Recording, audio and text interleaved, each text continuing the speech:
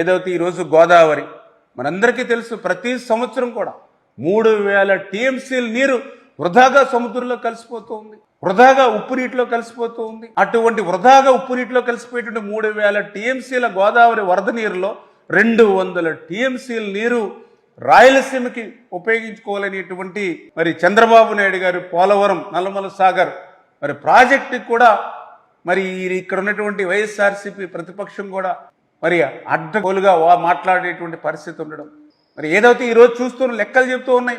50 సంవత్సరాల చరిత్రలో చూస్తే మరి దగ్గర దగ్గర 2904 టీఎంసీల నీరు ప్రతి సంవత్సరం యావరేజ్ని పోతుంది. దగ్గర దగ్గర 3000 టీఎంసీ లాస్ట్ 50 ఇయర్స్. అదేవిధంగా లాస్ట్ 10 ఇయర్స్ కనుక చూస్తే అంటే 2016 నుంచి 2025 వరకు చూస్తే దగ్గర దగ్గర యావరేజ్ 3400 టీఎంసీలు నీరు పోతుంది.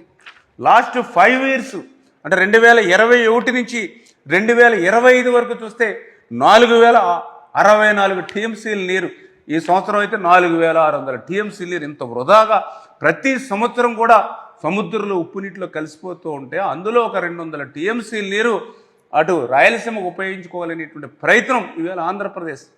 ఎందుకంటే ఈరోజు మీకు నీళ్లు కావాలా, గొడవలు కావాలంటే నీళ్లు కావాలనే ఈరోజు మేము అంటాం. ఎందుకంటే చంద్రబాబు నాయుడు గారు తెలుగు ప్రజలు ఎక్కడ ఉన్నా కూడా సంతోషంగా ఉండాలి, తెలుగు రాష్ట్రాలు రెండూ కూడా అభివృద్ధిలో ముందుండాలి అనేటువంటి ఆలోచనతో ఉన్నటువంటి వ్యక్తి.